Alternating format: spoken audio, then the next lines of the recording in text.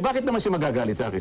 Yung layunin ko ba na masiyasat na mabuti ito, makumpleto natin muna yung report bago magpirmahan dyan, para matukoy natin ganap.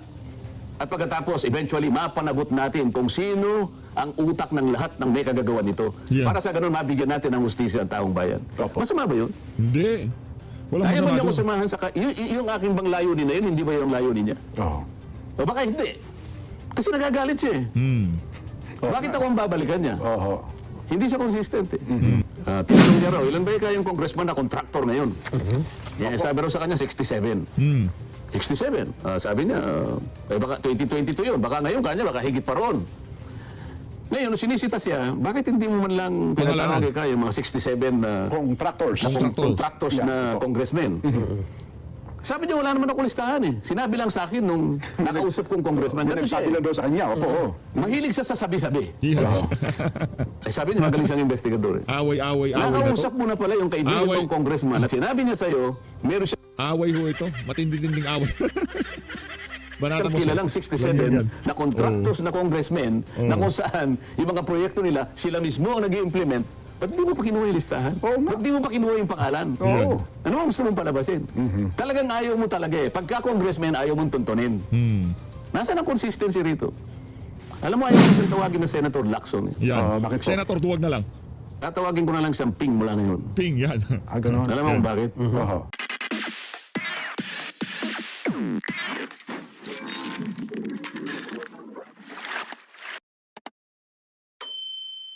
Dahil nakapirma na ang majority. Para ganap niya ng mapagtakpan ang gusto niyang pagtakpan. Oh.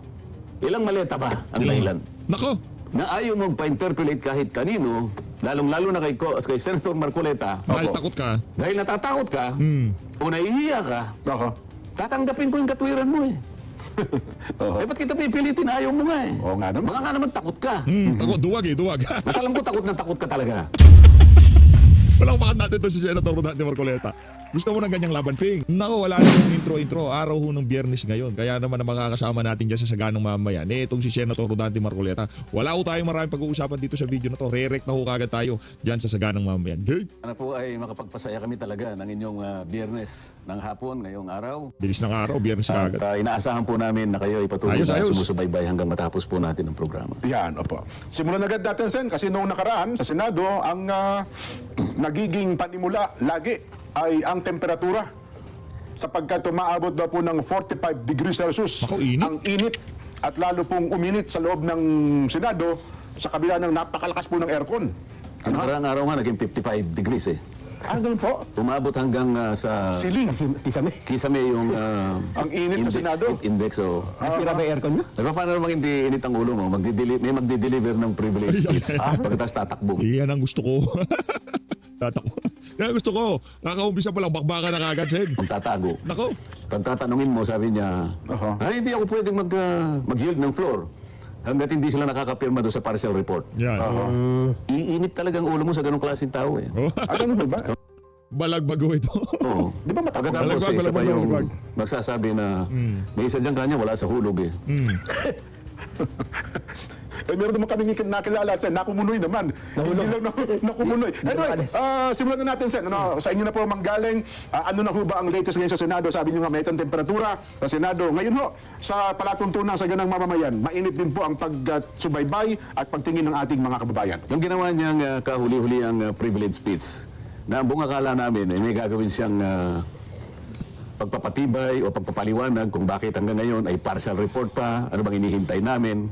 Pero ang totoo pa lang niyang pakay ay maglabas siya ng isang matatawag nating parang comics eh. Comics.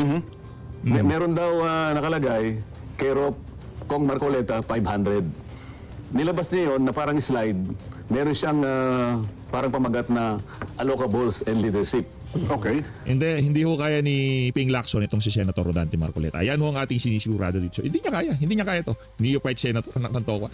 Nakikipagbalagbagan itong si Senator Marcoleta. Kaya si Ping Lacson ho, totoo yung sinasabi nila, hindi mabilis mapikon yan. Kaya pagkaya napikon mo, Ika nga pagka sinagot ka na yan, iba na hong ibig sabihin yan. Ito si Senator Rodante Marcoleta, first timer ho yan sa Senado. Pero ang kabardagulan ho niya, at hindi nakikipagbardagulan niya si Ping Lacson. Pero dito sa isa na to, ika nga nakikipagsagutan ho siya dito kay Senator Rodante Marcoleta. Masyadong mapangahas na magparatang para makapanira ng tao. Kaprasong papel lang, pinagtatakpan pa niya, hindi namin maintindihan kung ibig sabihin.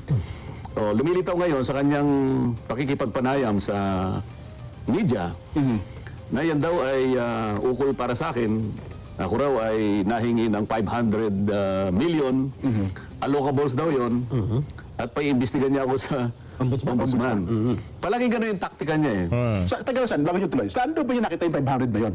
Saan, ano bang meron doon? Parang hindi namin alam yun. Sabi niya na ibinigay daw sa kanya na hindi, yung sulat mismo. Sulat daw, po sulat yun. kami daw. Merong marginal note ng dating, yung namayapa na Yusek Cabral. Okay, opo. Alam mo din kung ang binabanggit niya ay katulad ng mga halos lahat ng mambabatas ay ginagawa, yung pag-i-endorso o pagre-request ng mga pagawaing bayan Opo. na hinihingi ng mga constituents. Oho. Halimbawa, katulad ko, may hihingi ng pabor na, Sir, pwede po ba ninyong i-endorse ang proyektong ito?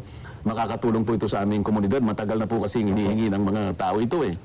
Hindi po namin maitawid ang ganito, tsaka ganito. Napakarami pong alalahanin. Kaya kung titingnan mo naman, Jen, suportado ng napakaraming dokumento, may resolusyon ng LGU, Municipal resolution. mga asosasyon Tama. na nakatira doon, at meron pang mga pirma ng mga district engineers, mga regional directors. Ipagkakait mo ba yung may tutulong mo na inaasahan nila na baka sakaling ang i-consider ng pamahalaan kung ikaw ay isa sa nakapag-endorso? Opo. Maaaring hindi lang naman ako makakagawa, lalapit din sila sa mga ibang kandidato, gagawin din ang kandidato. Matagal ng practice yun, Sen. Maski naman kay doon sa privilege speech, hindi muna natin sasabihin ng pangalan, maya-maya ng konti lang. Maya-maya Kasi naman ng konti. inamin niya, ito yung mga legal naman na gawain. Wala akong masama. Walang illegal doon. Opo. Ang totoo niyan, siya ang kauna-unahang nagpasaring sa mga senador ng 19th Congress.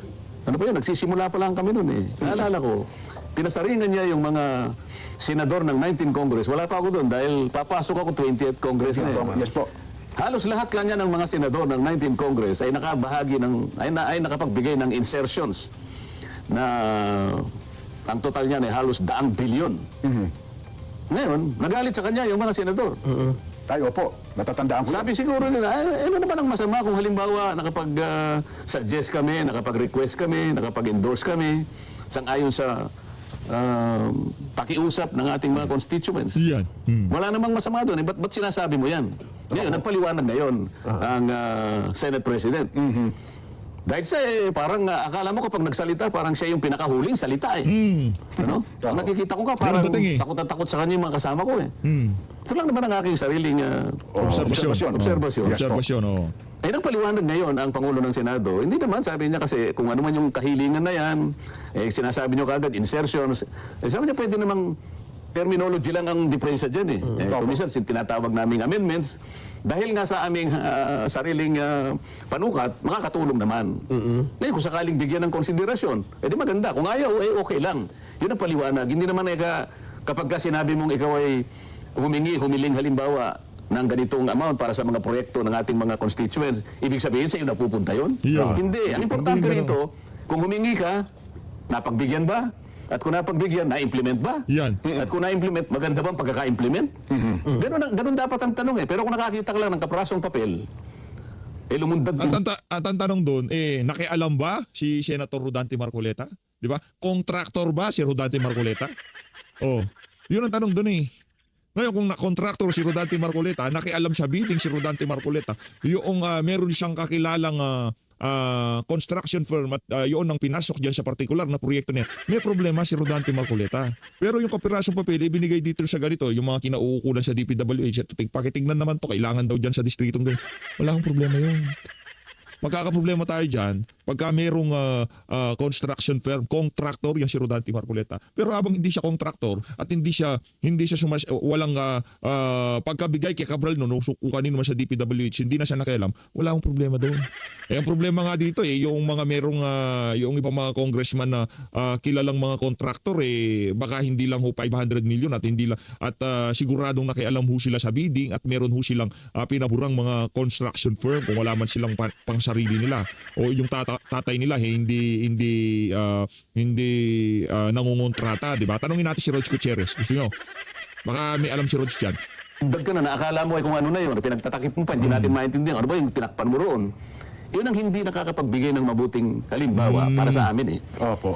Naisip ko tuloy, ewan ko kung meron tayong slide na may papakita riyan, nung nag-uumpisa kami sa Blue Ribbon Committee, nakapag-umpisan lang ako isang araw pa lang.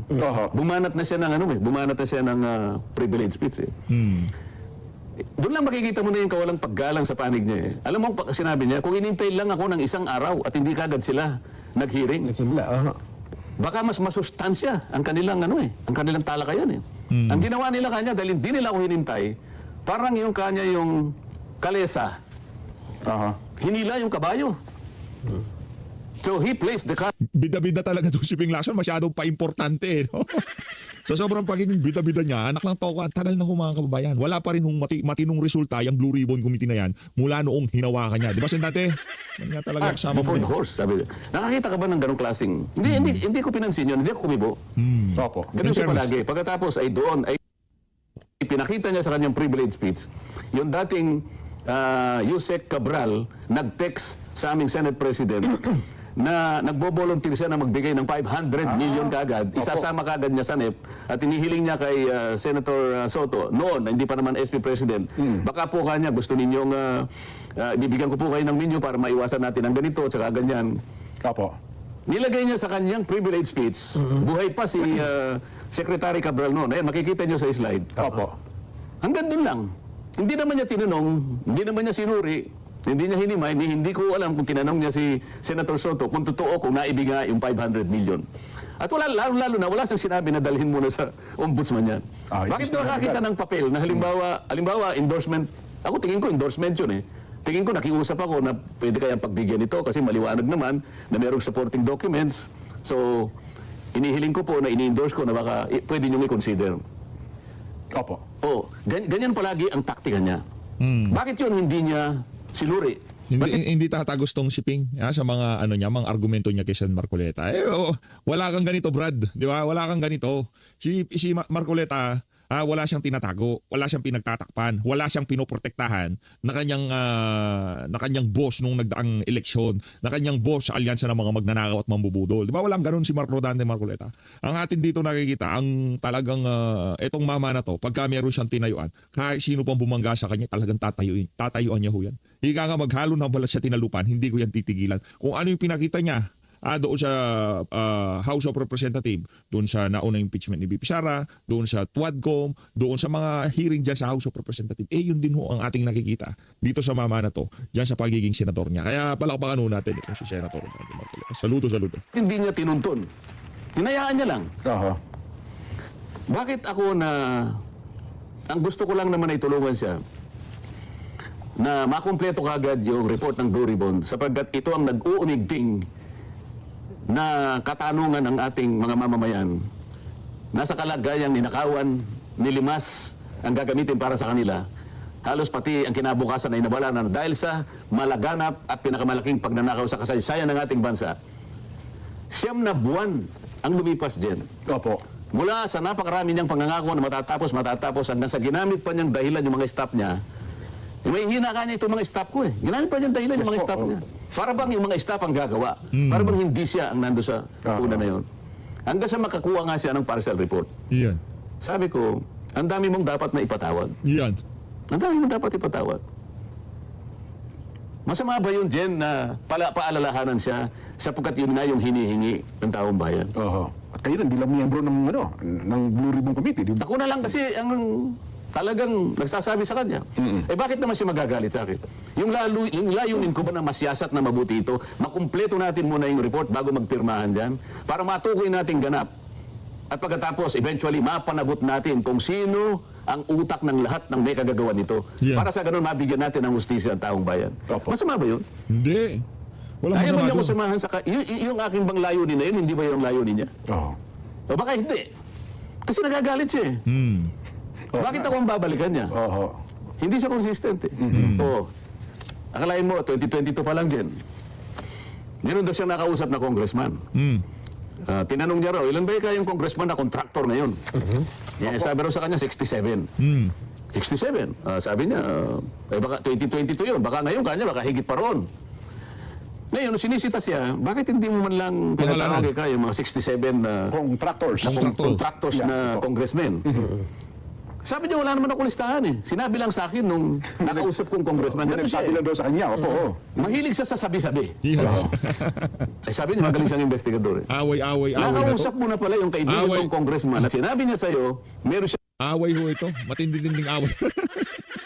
Banata mo kilalang siya. 67 Yan. na contractors na congressmen na kung saan yung mga proyekto nila, sila mismo ang nag-i-implement. Ba't di mo pa kinuha yung listahan? Oo nga. Ba't di mo pa kinuha yung pangalan? Oo. Ano ang gusto mong palabasin? Talagang ayaw mo talaga eh. Pagka congressman, ayaw mong tuntunin. Nasaan ang consistency rito? Pagkatapos sasabihin niya, alam mo kanya, si Senator Marcoleta, nawala sa hulog eh.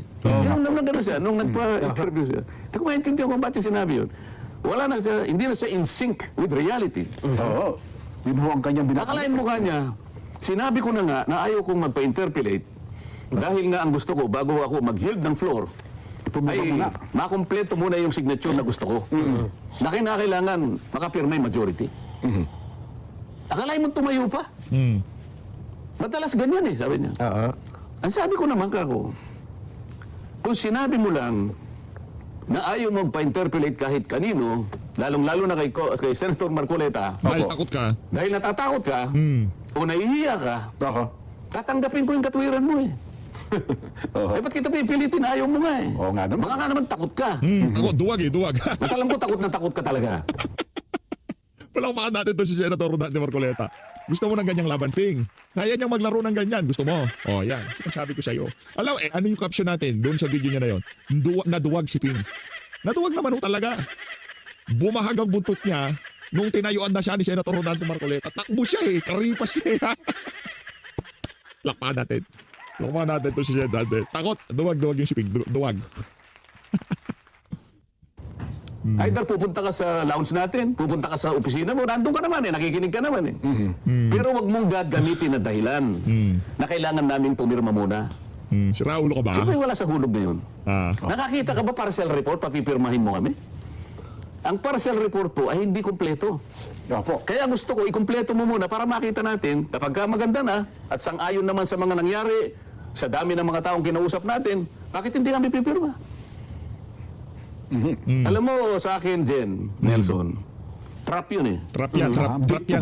Bait lang yun. Bait yan. Sino makakapigil sa iyo, halimbawa? Kunwari ikaw alam mo, ayaw ko na siyang tawagin na Senator Lacson. Eh. Yan. Bakit po? Senator, duwag na lang. Tatawagin ko na lang siyang Ping mula ngayon. Ping, yan. Ganun. Alam mo kung bakit? Oo. Palagi dyan sinasabi, Oh, yung interparliamentary courtesy. yan. Ping na lang, ping na lang. At palagi ko naman pinaliliwanag ang parliamentary courtesy, kinapapalooban ng dalawang chamber ng legislature. Pwede Ito rin, yung Ping. House of Representatives at saka yung Senate. Senate. Oo. Sabi niya, tignan mo, wala talaga sa hulog eh. Sinabi ko na nga sa kanya, sabi niya, this is the time-honored tradition. Yes po. Tama. Oo. Di ba? Sinabi po niya yan. Oo. Eh bakit ba hindi niya maintindihan yun? Sabi niya ganon. Ang sabi ko, paano natin igagalang pa yung tradition na yun? Hinihingi na ng pagkakataon na ipatawag mo na. Kasi sila yung nasasangkot dito eh. Lahat na ng mga ebidensya na tinutumbok sa sworn statement ng napakaraming tao, sila na ang tinutuntun. Sila na eh. Oh. Bakit? Kung sila ba'y pinatawag natin para matanong man lang natin alang-alang sa pangangailangan ng taong bayan na makilala na kung sino talaga ang salarin, kawalan ba ng paggalang yun? Sino ba yung gusto mong igalang talaga? Yung taong bayan? O yung itinuturo ng maraming mga dokumento? Ibig ko sabihin, Jen, Nelson, ang pagkagalangan nandun talaga eh. Ngunit kung minsan, ilalagay mo na rin sa ayos eh. Sasabihin ko lang, mawalang galang na Jen, mawalang galang na Congressman Nelson. Ito naman hinihingi na ng pagkakataon. Palagi ko na maintindihan nyo naman ako. Kasi napakarami pong dokumento na tumutukoy sa inyo. Gusto kong maimbita naman kayo para matanong lang ng mga ilang bagay. Ayun, Sa tingin ko naman, hindi ka wala ng paggalang yun eh. Ayaw naman. Okay? Ngayon, kung ayaw ninyo, hinihingi na pa rin ng pagkakataon, isasabihin ako na kayo. Kinakailangan na yun eh. Kasi mas importante ang kahilingan ng taong bayan sapagkat sila talaga ang pinakamataas na kapangyarihan sa ating bansa. Sila ang pinagmumulan ng kapangyarihan. Kaya nandiyan ang nanunungkulan dahil sa kanila. Silang naglagay dyan. Yes po. Ngayon, bakit ko sasabihin, ayaw ko na siyang tawagin Senator. Huwag na, ping na lang. Siya yung unang hindi gumagalang eh. Uunahin mo bang igalang yung kapitbahay natin, sabi ko nga. Samantalang tayo bilang miyembro ng isang pamilya dito sa bulwagang ito, hindi mo man lang kayang gumalang. Nakakita ka lang ng kaprasong papel. Sasabihin mo na kinakailangan dalhin sa ombudsman para... May imbestigahan na kagad, oh. Paano? Halimbawa lang naman to, Nelson. Halimbawa, sa Lunes, bibigyan ko siya ng kaprasong papel. Yan. Opo. Kaprasong papel, ngunit naglalaman ng isang validated na impormasyon Nako, yan na. na yung aming Senate President ay humiling din ng mga projects. Halimbawa lang. At ito ay validated sapagkat galing ito sa DPWH. Opo. Hindi lang basta Hindi 500, hindi sulat ka talagang pirmado. Formal ano to eh. Request. Merong covering letter na galing sa DPWH at naka-attach yung kahilingan ng aming Senate President. Hindi 500 million, 3.5 billion. Wow, ang laki. Mangangako ba siya na kagyat siyang tatawag ng press con para sabihin niya, kailangan ito daling kagad sa ombudsman. Oo. Bakit ganun ang style niya? Pero yung kahilingan niya, wala masama dun, ha? Wala. Sabi ko nga, Oo. sa buhay ng Isang senador. mga isang senador at saka ng mga congressmen, karaniwan na yung hihilingin sa'yo na paki-endorse nyo po ito. Opo. Matagal na po kasi ito, hinihiling namin. Ang laki pong tulong nito sa aming komunidad eh. Baka po, kung kayo pong mag-endorse, Napagbibigyan siguro. Bakit? umaasa rin sila. Oo. Ipagkakait mo ba yun dyan? Baka sakali nga naman pagka-endorse mo, baka naman ibinigay nga. Oo. Hindi dahil sa gusto mong magpasikat. Kung hindi, yun, hinihiling nila eh. Opo. O, ano ngayon ang sasabihin niya? Nako, yan ang sinasabi ko. Kung nakikinig ka, alam ko naman nakikinig ka eh. Oh. Bibigyan kita sa Lunes kung gusto mo. Pero ito wala pong bahid na, wala po akong ibig sabihin ka sa aming Senate President. Umunahang kailangan po, lilinawin ko na ito. Sa 22 kasama ko pa sa Senado, kailangan po marinig ninyo to. Wala po akong issue sa kanila. Yes po. Nakikita ko po sa kanila ang paggagalangan sa bawat isa sa amin. Oho. Ito po, ipaliliwanag ko sa iyo kung paano. Marami pong beses na hindi po kami nagkakaayon-ayon sa maraming bagay sapagkat maraming pananaw po dito, maraming opinyon. Yes po. Ang Senado po kasi ay tinawag na isang parliamentary institution. Yes. Ito po ay isang deliberative assembly. Dito po talaga tatalakayin, magdidebate po kayo rito. Yan. Ngunit walang personalan. Walang personalan. Walang personalan po. 24 Republic nga rin yan, di ba? Ganon. Ngayon, sa 22 kasama ko ron, wala po ako masasabi sa kanila. Yan. Walang Kung masamang minsan po, tinapay. kahit na Yeah. kaiba yung pananaw, ganon din sila sa akin. Pero pag nakita ko na meron silang pakikiusap, pwede mo bang pirmahan ito, Supportahan po, Sen? oo, yes, oo. Kasi ito, ako, pipirma ako. Walang pag-aalinlangan, pumipirma ako. Alam po nila lahat yun. Ganon po yung pagkagalangan. Kahit na hindi tayo nagkakasundo sa ibang bagay sapagkat ito'y opinion lang at meron tayong sariling pananaw kung paano natin i-approach ang bawat Yan. panukalang batas. Yan, gumaganda Hindi laban. natin pinapayagan na pag-aaway-awayin natin ang sarili natin sapagkat kapwa tayo Yan. naglilingkod sa Sinasabi ko. mamamayan. Oh, yan na nga ba sinasabi ko. Pero Ping. si Ping nag-iisa lang siya eh. Ganito ang kanyang ugali. Palaging ganito. Ganyan Kaya talaga. nung sinabi ko, In fairness, sa tagal natin sa pagsubaybay dito kay Ping Lacson, kahit nung panahon ni Tatay Digong, hindi naman siya kasi nakaporma nun, pero ganyan ho talaga siya. Pagka meron siyang hindi medyo nakakasundo, talagang binabakbakan niya ho yan, talagang binabanatan ho niya yan. At ipipresenta niya sarili niya na tila bagang siya ang dapat paniwalaan. At yung kabilang panig, hindi dapat paniwalaan. Ako lamang ang ika nga may kredibilidad kasi hindi ako tumatanggap ng kung tawagin pork barrel. Hindi ako tumatanggap ng budget. Diba? Ganyan ho yan eh. Yan ang kanyang personang ipininta sa kanyang sarili sa napakahabang panahon. Pero dito sa isa na to, kahit anong sabihin ni Ping Lacson, kahit anong pabubudol ang gawin niya, hindi ho niya may kakaila sa sambayan ng Pilipino na aso siya ni Martin Romualdez at nitong si Marcos Jr. nakakita ng 67. Oh, nakita mo yung tumayo siya. Banatan yan. Sabi niya, yung mayor ay ka ng Candaba. Oo. Mga anak nila, ganito. Nagporma ng ganito. Ito yung kanilang nakuha. 2.5 billion ng... puro ganito. Pagkatapos, hindi naman niya... Pinatawag. Hindi niya pinatawag. Hindi na investigahan, no? Nag-identify siya na Hindi ko kaya ADHD itong si Ping Lacson. 11. Dami sinasabi, walang Contractors. palop eh. Oo. Sa kanya privilege speech. Alam mo yung pag nag-privilege speech dyan, makikita mo, Oo. talagang parang kompleto sa Ricardo, sabi nga nila. Opo. Maganda yung graphics. Maganda yung Hindi lang graphics. Presentation, no. Maluluma si Lino Broca rito. Kompleto yung cinematography, merong screenplay, Pati sound effects, ano. sound, kulang na lang, musical scoring, maniwala ka sa Natatandaan ko sa inyo sinasabi niyo, BBB yata yun eh, no? Yun nga, mga anak daw nila. Ngayon, ang ibig ko sabihin, bigla siya magsasalita, ngunit hindi naman niya itutuloy. Hindi niya patatawag. Masisira lang yung pangalan. Ganun ang gusto niya palagi. Yung pailalim na atake, pailalim na taktika. Ayun, Bakit niya ako pinasasaringan ngayon? Ako lang kasi ang nagpapaalala sa kanya. Ang gusto ba niya, titigil ako? Ang gusto niya ba, takutin ako? Nagkamali siya eh. Nagkamali siya. Nagkamali Kaya siya. sabi ko, nag-iisa na lang siya eh. Alam mo, sa una kong pagpunta sa Senado, nahalata ko agad na parang takot na takot sa kanya yung mga kasama ko. Walang galang na sa kanila. Yung ibig ko sabihin, hindi yung takot, yung parang nag-defer sila, na parang ayaw na lang nilang ano. Baka merong topa kayang si Ping Lacson. Kaya gano'n. Hindi ko, ay wag na lang, huwag tayo magipagtalo dyan. Di ba? Pailalim tumira yan. Wag dyan, siguro. No? Siguro gano'n. Di ko kaya may topa kaya si Ping Lacson. Makipagbanggaan. So, pag ayaw na lang nilang gano'n, dahil maaaring iniiwasan siya, parang gano'n. Na parang kasing sa Baka may tingin niya, topa. naipundar niya ang sarili niya. Ito yung kanyang, Packaging. palagi na sinasabi. Oh, packaging. I've spent 50 years Yan.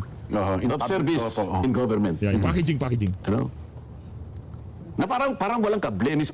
Parang walang kulubot. Parang Walang kabahid-bahid ng ano. walang bahid dungis. Yes po, oo. Parang nakalimutan niya yung napakaraming episode sa buhay niya na. Nagtago. O nakalimutan niya yung sa Isabela. Oo. Na ano siya na tungkol sa mga illegal logging. Oo. Di ba? Kala mo kung sino santo Nakalimutan eh. niya yata yung Kuratong Baliling. Kuroto, yan. Ako. Nakalimutan niya yung Sartaro si Ping Lacson dito. Corbito, ano yun? Daser Daser Corbito. Ganun Sir po ba? Corbito. Oo. O baka hindi niya alam na alam ko kung bakit nawala na lang bigla yan. Maraming mga tao ang kinasangkapan kung bakit na-dismiss ang mga kaso na yan. Oo. At huwag mo sasabing nagmamalinis-malinisan ka. Yan. Totoo yung sinabi ko na nung hindi ko pa siya kilala, Oo. napagkamalan niya akong reporter dyan eh. In-interview ko raw siya. Ganun po, oo. Binasa ko yung transcript nung interview niya eh. Kasi kanya, in-interview ako niyan. At napahanga daw ako sa kanya. Opo. Hindi pa congressman yan, kanya, hindi pa senador. Nung siya nasa media pa. Napagkamalan niya ako interview, nag-interviewer o media kasi meron tayong program ngayon. Opo. Isip-isipin mo pati yun eh, sasabihin niya. Kasi nabanggit ko nga, dahil nga napahanga niya ako na isang araw, nagsasalita siya, lahat ng carnap vehicles, dalhin nyo rito sa Camp Crame. No questions asked. Yes po. Abay, padaan-daan nga ako ron dahil ang aking opisina sa Ortigas lang. Opo. Ortigas. Nakabunto ng mga sasakyan na karnap, mga nakaw na sasakyan, mga generals, sinole, no questions asked. O di humanga naman ako. Mukhang Tama naman ito yun. yung gusto ko kako. PNP chief siya nun. Tinawagan ko ngayon si Bayani Fernando, na isa sa mga kaibigan natin. Kasi si Bayani, isa ring masugid sa mga reforma yan. Nakita mo yung Marikina noon na walang... Sabi niya, Malinis, maayos, gusto niya, ipalitaw ninyo yung bangketa. Hindi po pwede. Pinagdidemanda siya ng maraming mga tao, pati. Opo. Di bali nga niya, basta demanda niyo ako, pero kailangan ganito ang mangyari. Kailangan malinis, kailangan maayos ang kalsada, lilitaw ang bangketa. Meron siyang political will eh. So sabi ko sa kanya, Bayani, kausapin mo si Ping, sabi ko. Yung PNP chief. Bakit? Maganda rin ang nakikita ko eh. Kausapin mo, sabihin mo, kung mandidato siyang president, ikaw naman ang vice president. Kinwento ko pa eh. Kay Senate President. Senate President Soto. Eh. Sayang namatay na. Saan man lang eh. Opo. Nung una kasi siguro, maaaring ganun ang nakita ko. Ako nakita ko yun eh. Pero nawala eh. Sayang. May sinasabi niya na wala naman nagbago dun eh, sabi niya. Sinabi pa niya walang nagbago. Wala daw nagbago. Yun pa rin daw po siya, oh. Ako daw ang nagbago eh. Ako daw ang wala sa hulog. Siya raw hindi nagbago. O paano ko hindi nagbago? Ayaw mo nang mag-imbestiga. Bakit? Kinuha mo ang posisyon na yun. Ang Blue Ribbon kasi, Jen, ito lamang ang natatanging komite na binigyan ng kapangyarihan at mandato na mag-usisa ng non-feasance, malfeasance, and misfeasance. Yes po. Wala na sa ibang komite. Kaugnay ng general function na in aid of legislation. Pero ito lang talaga ang kinatatakutan sapagkat ito ang merong mandato na tumingin ng katiwalian, mag-imbestiga kahit sino. Ang napakalaking responsibility, Delson. Yes po, oo. Lalong-lalo na ito ngang napakalaking nakawan na ito. Bakit bigla mong itinigil? Yung flood control scandal, oo. Bakit lumipas ang 9 na buwan? At ngayon hindi mo alam kung susulong ka o hindi. Ngayon sinasabi na naman niya, kapag nakakuha na ako ng pirma at saka ako mag-iimbestiga, hindi ako naniniwala. Oo. Patibong niya yon, trap niya yon, bait niya yon, pain niya yon, hindi na siya mag-iimbestiga. Dahil nakapirma na ang majority. Para ganap niya ng mapagtakpan ang gusto niyang pagtakpan. Oh. Ilang maleta ba ang dahilan? Nako, Kailangan matindi ho yan. Ilang maleta ba ang dahilan? Pagka ganyan na nagsasalita yan si Sendante, meron hong ibig sabihin yan. Ping Lacson, ilang maleta ba ang dahilan? Nako, yari. malaman ng taong bayan ito eh. Oo. Gusto niya ng ganito? O sige, puntahan kita. Kinaladkad mo ang pangalan ni Edwin Bersamin. Sana kung maipakita natin. Siya mismo doon sa debate, DBCC debate, budget ng 2026. Opo. Kinaladkad niya ang pangalan ni Yusek Bersamin. Yeah. Siya mismo ha. Budget ito, sinegway niya doon. Nabigla nga kami. Sabi niya, si Yusek Bersamin, ni-name drop niya ang presidente. Ito ang pinag-uusapan nito yung 100 billion Oho. na siningit sa BICAM. Kalahati nito ay higit ay minanage ni Yusek Bernardo doon sa pag-amin sa kanya. Ang nakuha ang kickback sa 8 billion, sa 52-something billion pesos, 8 billion pesos, diniliver ni Bernardo kay Yusek Trajib Olaybar. Oo. Si Yusek Trajib Olaybar, itong sinasabi niyo dito, ito yung pagkukwento niya doon sa plenary. Yes. Plenary debates. Inuulit ko lang. Nagpalitan pa ika ng armor card, sabi niya, sa basement ng Diamond Hotel. Dahil nung panahon na yon, 2 billion ang diniliver ni Adrian. diniliver ni Bernardo kay Trajib. Kay Trajib, oo. At ang pagde-deliver ng 8 billion na ito ay halos 10 instances, sabi niya. Wow. Ngayon, nagtataka ako, napakatinding akusasyon ito. Nabigat yun, oo. 100 billion, ni-name drop mo ang pangalan ng Pangulo ng Republika. At nakakuha kayo doon sa hinandel naman niya sa pagkakataon na yon, sapagkat marami pang iba, 8 billion pesos na ultimately daw ay napunta kay Adrian Bersamin. Ngayon, bakit hindi mo ipatawag? Bakit ka ako doon sa report mo, yung pangalan ni Adrian Bersamin, wala. Wala. Ikaw ang naghayag mismo eh. Ikaw ang naghayag mismo. Wala naman kami yung nalalaman dyan. Bigla ka na lang nagsalita dyan eh. Bumaldol na lang eh. Palaging ganyan ang ginagawa mo. Oh, sinabi ko na, nag-text si Jose Cabral. Sinabi niya, 67 ang contractor na kongresista. 11 contractors, hindi niya pinatawag. O, pagkatapos ito, si Adrian Bersamin, sinabit niya uli. Hindi na niya pinatatawag. Ano bang gusto mong gawin? Puro ka lang ba parang comics ka lang? Alam mo ito, mas magiging productive ito na wala na kasing comics ngayon eh. Nung panahon ko may comics dyan. Meron, oo. Kaya ang paghalimbawa ko, comics, alam mo, high school ako eh. Opo. Medyo na-addict ako sa comics eh. Ito lang naman kasi mura-murang nababasa namin nung bata-bata kami. 50 centimos, meron ng comics. Alam mo, mas magiging magaling siya na writer ng comics kaysa senador. Maniwala ka sa akin. Bakit? Bakit? Ano bang mga importanteng bill ang palagay mo pinagdidebatehan namin na nanggaling sa kanya? Wala. Kahit isa. Pero palagi niyang ginagawa itong ganito. Kwento. Ang ganda na nga lang, kanakuha niya yung Blue Ribbon Committee eh. Blue Ribbon. Oo. Ang ganda na nga sana eh. Baka sakaling dahil sinabi niya mas magaling sa akin. Mas gusto ko naman kung magaling sa akin, hindi maganda. Correct, correct. Wala na problema yun. Ano po? Oh, eh paano ngayon gagaling ka? Ayaw mo na nga mag-imbestiga. Tumigil. Oo. Tumigil eh. Bigla kang tumigil. Anong gagawin mo ngayon? Okay, tuloy natin yung sinasabi niya kay Bersamin.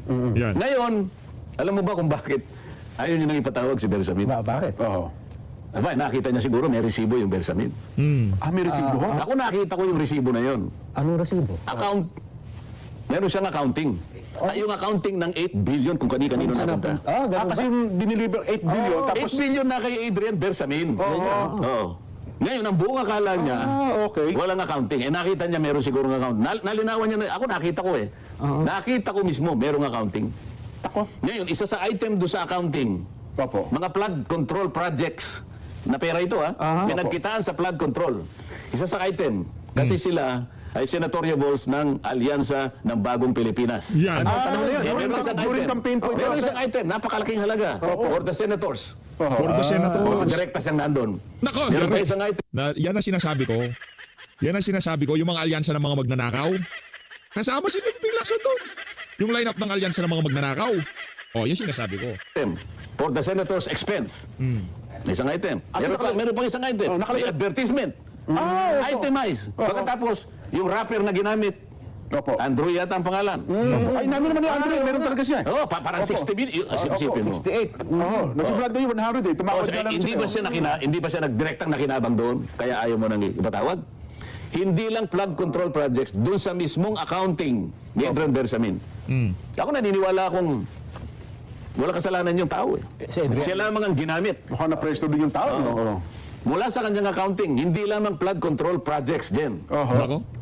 Pati ang kinukolekta at Sabi ni Sen Marcoleta, ayaw patawag. Ayaw patawag. Anak ng tokalat, ang lalalaman ko lang, ilalabas ko na dito. Kaya, ano pa hubang hinihintay nyo? Kung hindi nyo pa i-share itong video na to, sa FB, sa YT, sa lahat ng social media platform, i-share nyo ito para magkalabasan na ng baho. Masyadong nagmamalinis yan si Pinky. i-deliver ng Bureau of Customs halos 100 million per week. Wow. Per week. Ngayon, ayaw niyang tawagin. Ngayon ang ito yung pangalawang hamon ko. Yung unang hamon ko kanina, Jen. Opo. Papayag ka ba na mag-press con pagkatapos kitang mabigyan ng halimbawa ng request ni SP ng mga projects? Jen, paliliwanag ko to Opo. Si SP ay isang mabuting tao. Yan. Yan ay palabiro, nakakabiruan ko rin. Bibigyan ko lang siya ng halimbawa kasi. Halimbawa, si SP, naghiling. Walang masama doon. Walang masama. Hiling lang eh. Kagaya na sinasabi ko at sinasabi niya rin, kalakaran yun kasi kailangan natin tulungan ng constituents natin. Hindi mo pwedeng ipagkait. Ano sasabihin sa'yo itong tao na magkataas kung may boto? Pina-endorse ko lang naman ito. Tinta lang naman ang ano niya, ba't hindi mo pirmahan? Pinakita ko naman sa'yo na ito'y supported by documents. Pinakita ko naman sa'yo, nakapirma na yung mga taong dapat pumirma. Namamagasa lang ako, baka sakaling sa pirma mo, baka magkaroon ng visa. Kaya mapayagan. So, yun ang gusto ko ipaliwanag kay President Soto. Wala masama. Wala akong masamang tinapay sa kanya. Malinaw, Gusto ko malinaw. lamang testingin itong taong ito Anong gagawin? kung anong gagawin niya para maging consistent siya. Sapagkat he is consistently inconsistent. Depende kung sino pangalan. Akala mo kasi kapag pinagbalingan ka niya, ang buong akala niya kasi, naniniwala pa sa kanyang mga tao eh. Alam mo, naniniwala na lang sa kanya, mga ilang media na lang naman yan eh. Ang media ngayon ay parang umano na eh, nabubuksan na yung mga mata eh.